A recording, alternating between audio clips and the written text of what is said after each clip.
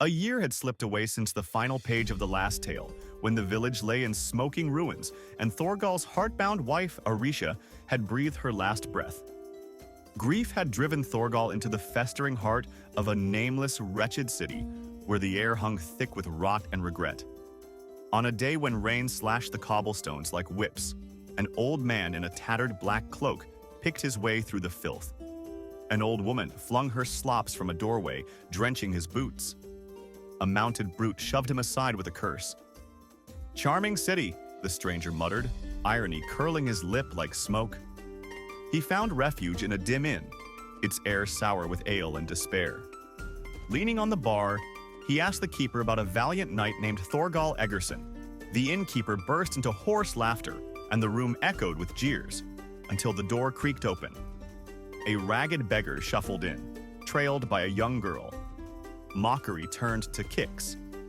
The beggar crumpled under boots and fists. But the girl, Shania, the very temptress from an older chapter who had ignited the chain of ruin that razed the village, slew its people and widowed Thorgal, fought like a storm, shoving men twice her size, demanding they leave him be. The cloaked stranger, suspicion gnawing at him, bought them supper to probe deeper. Only when he bared the beggar's chest and glimpsed the glowing key, the magical talisman bestowed by the guardian in the saga of the three elders of Aaron, did doubt shatter. This broken man was Thorgal. A hulking brute spied the shine, snatched the key without a word, and in a heartbeat, his flesh twisted and got destroyed like a statue hit by a cannon. Panic erupted. "Sorcerers, kill them!" the crowd roared. The cloaked man raises the key, threatening doom if they pursue, and they back away. Outside, a chariot rushes up, its driver shouting, "Get in quickly!" Thorgal, Shania, and the cloaked man leap aboard, forcing their way through the terrified mob. They flee to a sacred place no one dares follow. A short time later, Shania explains to the cloaked man that she has stayed by Thorgal's side for the past year, atoning for the chaos her love for him had unleashed.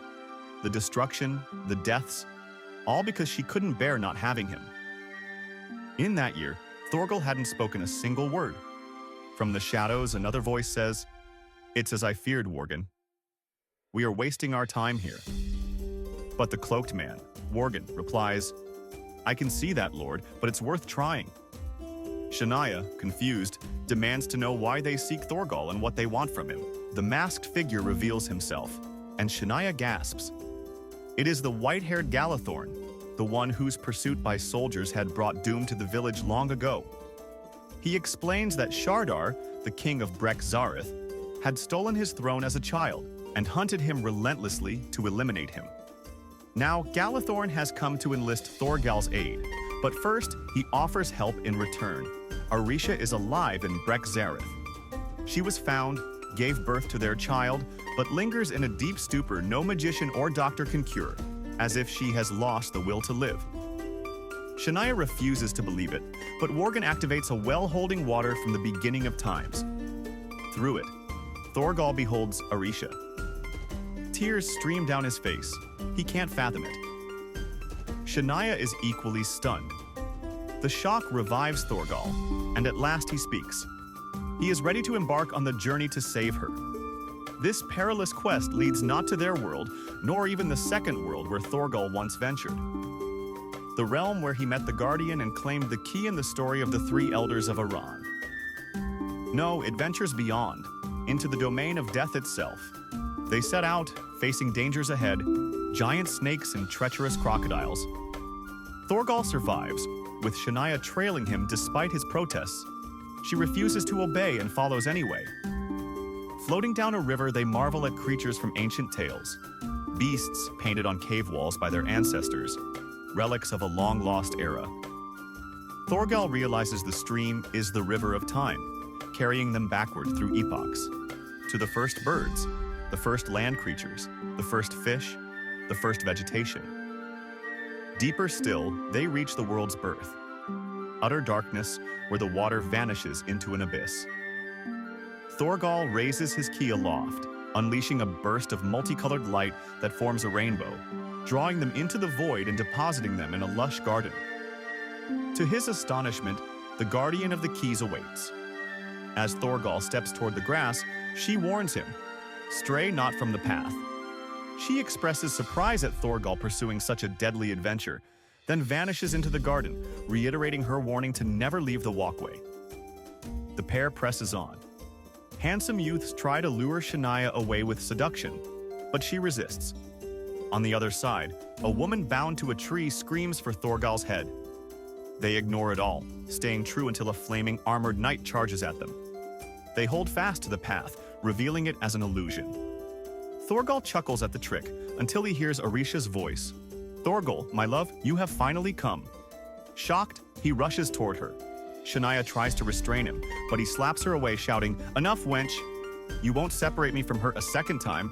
He embraces what seems like Aaricia, but it's another illusion, though the monster beneath is real. Shania urges him to use the key. He does, destroying the beast. The ground quakes, and Thorgal clings to the path's edge. Shania reaches to help, but they both tumble into the dark abyss, landing on a web of strings. As they scramble, the strands snap, plunging them further until winged naked men swoop in, severing threads and seizing them. They carry Thorgal and Shania to a cube suspended in the void, where a figure already waits. The figure reveals himself as the master of the strings of destiny. Each thread in the abyss represents a human life, and he severs them with grim indifference. Shania is horrified. The master knows Thorgal's purpose, to reclaim Aaricia from death. He can grant it, but a life must be taken in exchange. He offers Thorgal a bow and arrow. Thorgal aims but falters. He can't slay an innocent, even for Aaricia. Shania steps forward, seizes the weapon and looses the arrow skyward. It arcs and falls, slicing a string. Whose? It may hold significance or perhaps not. The master curses Thorgal. "You now have to suffer for Shania's fault committed in your name, Thorgal, by joining the being whose life you just took in the place where you sent it, to the abode of shadows." Thorgal finds himself in a labyrinth with Shania. They wander in circles, finding no escape. Shania slumps down, blaming herself for everything, but Thorgal comforts her. At least she saved Aaricia, something he couldn't do. In that moment, she leaps into his arms, begging for just one kiss. He grants it. As if by magic, butterflies appear. Thorgal realizes they are souls of the dead, bound for the god's judgment. The guardian of the keys reappears, telling them of one chance to flee. Every month at the full moon, an opening manifests. She vanishes into the rocks. Thorgal and Shania follow the butterflies to a narrow passage. As Thorgal squeezes through, the entrance seals shut. "Shania!" he shouts, turning to see her trapped inside. He pounds the rocks, but it's futile. "Gods of hell, why?" he cries. The Master of Destiny's voice booms. "Because the dead never come back out, Thorgal Egerson." "The dead?" Thorgal puzzles. Shania explains, she severed her own string, a life for a life. "And it's better this way. Aaricia is alive." "For what? For whom would I live now?" she whispers. "But you've paid for your mistake, Shania. I have forgiven you." "Forgiven, yes, but not loved.